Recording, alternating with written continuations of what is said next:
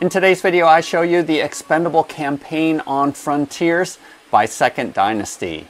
But before we get into today's video, just want to share with you what the GGGGs are for this month.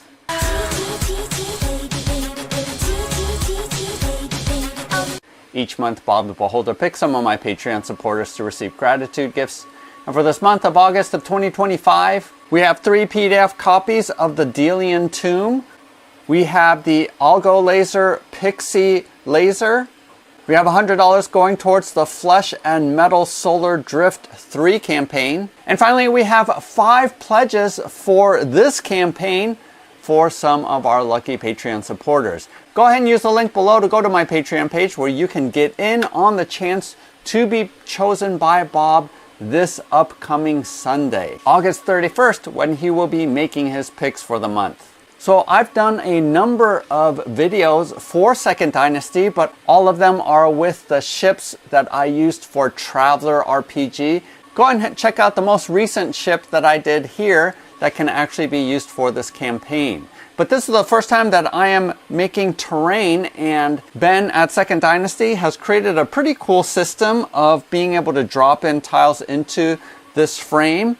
And out of all of the systems where you drop in tiles into a grid-based system like Dungeon Blocks and Dragon's Rest, I actually think the Grid Forge from Ben is my favorite because it is the lowest profile, uses the least amount of material, and you're also able to clip them in together to create your maps. So I think the system is pretty cool and unique.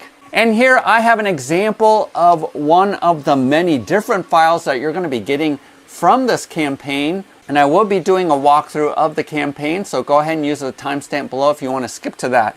But I experimented a little bit with the corridors that he has come out with. And I want to say that his STL design is exactly what I think other STL designers should be doing with multicolor printing. Because as much as I love multicolor printing on my bamboo printers with the AMS, it does produce a ton of waste. So for example, with the frame of these doors, look at the amount of poop that my PS1 produced in order to make these 4 different rooms. And as always, whenever you're doing multicolor printing, you increase efficiency by increasing the number of prints that you're putting on the plate, because you have the same amount of purge happening regardless of how many of prints that you're making on the board. But I think a way to get around that is exactly what Ben did here with the walls, and that is to create all of the pieces separately so that you can not only print them out in different colors in case you don't have the AMS, but even for those of us who have the AMS and we want to sort of prevent getting this much waste, it is actually the most efficient way to do it because you can just print out these pieces one color at a time. Not only that, but on these pieces, I actually did do multicolor printing where I had the blue injected into part of this piece. I sort of wish that I had also chosen to put blue down here at the bottom because you don't really see this from the angle of this piece. But it just gives you a lot more options, and again, there isn't as much waste when you're only dealing with 2 different colors versus this entire stack that has multiple color and has to change at every level. Also, the floors here are separate as well, and so I made them this gray color, and then these outside panels you can make a different color, and I chose blue for that. But even there, you can do multicolor printing, like I put in these stripes, but I ended up not really liking that pattern. So I went with the solid blue instead. So that's really what I like about these pieces from Ben, is that you are able to print out the pieces separately, which I wish all of the other multicolor prints created their STL files so that you could do that. He has multiple versions so that he has a whole solid version that you can print out all as one piece in case you want to paint, which is typically what I do. Is I just paint all of my terrain. I print it out in black PLA and paint it up because that's relatively quick. But in this case, I really wanted to see if I could print out a set without doing any painting, because that would save me a lot of time. And I'm excited to say yes, with this set you are able to do that, and I know that Ben is working on some of the other SciFi sets in order to be able to have multicolor printing.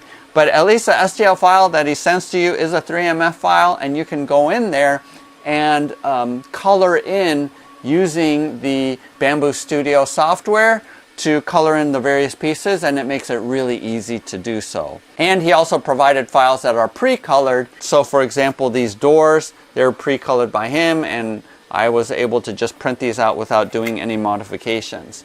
Now, the set here, I did experiment a little bit. I originally did print it out as is in 1-inch squares, but all of the other ships I printed at 115% so that it could accommodate 32mm miniatures, which is what most of my miniatures are. So I went ahead and opted to print this out at 115%.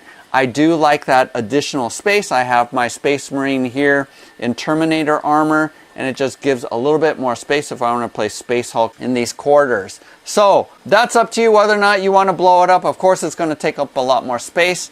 These files were specifically created for a scenario that Ben has come out with to play with Space Quest, which is the one-page rules dungeon crawler that can be played solo or up to 4 heroes. And Space Quest is the sci-fi version of that. So let's go ahead and go over to the computer and I can walk you through the campaign. Go ahead and use the link below to go to this Frontiers page. It's on My Mini Factory, and the campaign is going to officially be ending on September 5th. So jump on this if you want to pledge. So this describes some of the backstory of how you are expendable on this space station, and it sort of has that alien vibe to it. And at first I thought this was a 3D rendering, but it is actually physical prints, and these lights are super cool. Ben mentioned that these are lights that you can get for Legos. My lights of choice are balloon lights because they're super easy and simple. But here's a link to the Lego lights if you want to use the same ones that he has. The other cool thing that I wanted to mention is that the grading floor, you can actually put lights underneath it, which makes it look super cool. Here it explains sort of what GridForge is. And then the adventure for Space Quest can be downloaded here. That's free. And One Page Rules is one of my favorite tabletop miniature wargaming rule set, and they created this dungeon crawler. Now here are all of the files that you're going to get, and the only ones that I printed out are the prefab quarter files. But look at the number of different styles and rooms that you can build. Floor tiles here that are available. Being able to recreate a space lab is super cool because you can have the face huggers in these vats. And all of these files are intended to be multicolor printed, so no painting necessary.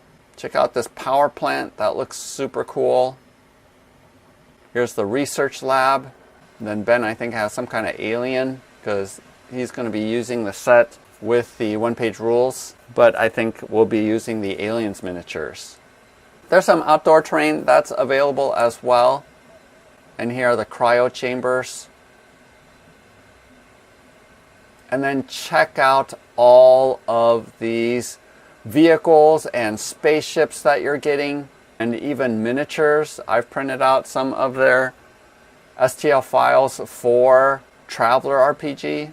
You're getting the Typhon, which is significantly bigger than the ship that I printed out. And then here are some stretch goals. So here is sort of a map if you want to build out and recreate what was shown above. And I like how he tells you which one of the sets that you need in order to create these rooms. This is the hangar.